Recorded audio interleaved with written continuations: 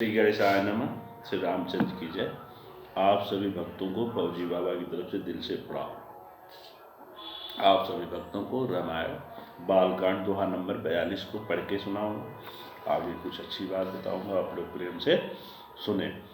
अवलोकन बोलन मिलन प्रीत परस्पर हास, भायप भली चहु बंधु की जल माधुरी सुबास। तो कहा गया है कि एक तालाब होता है, उसमें कहीं का भी पानी बरसात में आके मिल जाता है, लेकिन तालाब कभी किसी को मना नहीं करता, अपने जैसा सबको बना लेता है। तो इंसान को ऐसा होना चाहिए कि कैसा भी किसी प्रकार का आदमी हो, चाहे कोई भी हो, उसे अपने ज्ञान के माध्यम से अपना जैसा बना ले। लेकिन करोगे क्या? चारों तरफ तो कलयुग महाराज अपनी छत्र छाया डाल चुके हैं। कलयुग जी आए कैसे?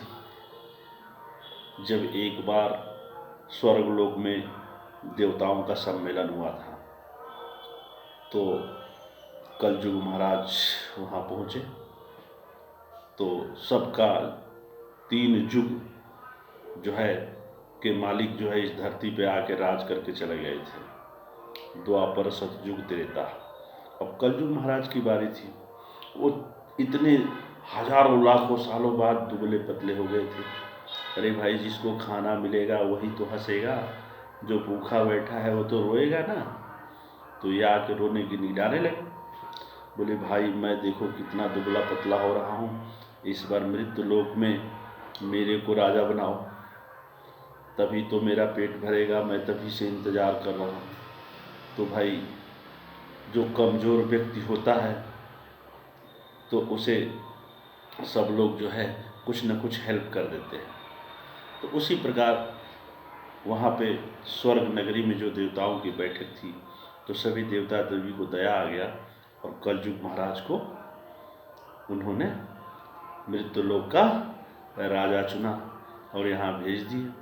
उन्होंने क्या किया कलयुग जी ने? तो भाई, एक सोने का पेड़ बनाया। तो भाई 6 लकड़हारे जा रहे थे जो लकड़ी काटने वाले थे, तो उन्होंने देखा कि ये सोने का पेड़, और वो तो कलयुग महाराज माया की जाल बनाए थे।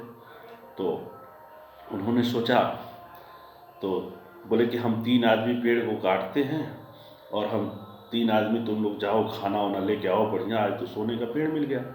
तो 3 आदमी चले गए। कलयुग महाराज जो है इन तीनों के ऊपर सवार हो गए जो लकड़ी काट रहे थे। बोले कि अब ये लोग आपस में चर्चाएं करने लगे।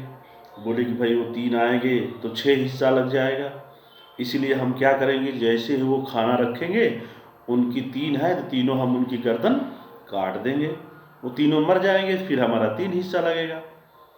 तो उसके बाद जो है, और वो जो लोग जा रहे हैं, तो कलयुग की माया नगरी उनके ऊपर दिमाग में सवार हो गई।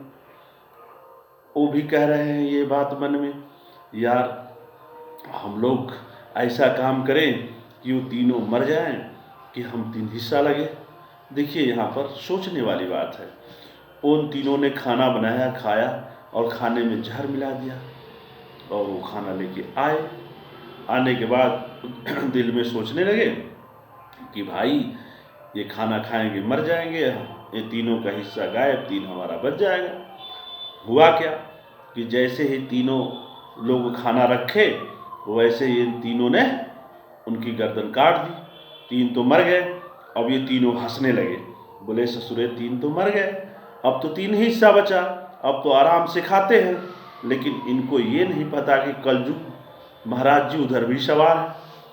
अब ये तीनों आराम से खाना खाए, और खाना खाने के बाद उसमें तो जहर था, ये भी तीनों मर गए, और मायावी पेड़ भी गायब हो गया। तो कलयुग महाराज इस तरह से जो है मृत्युलोक में अपना कमांड कंट्रोल करते हैं।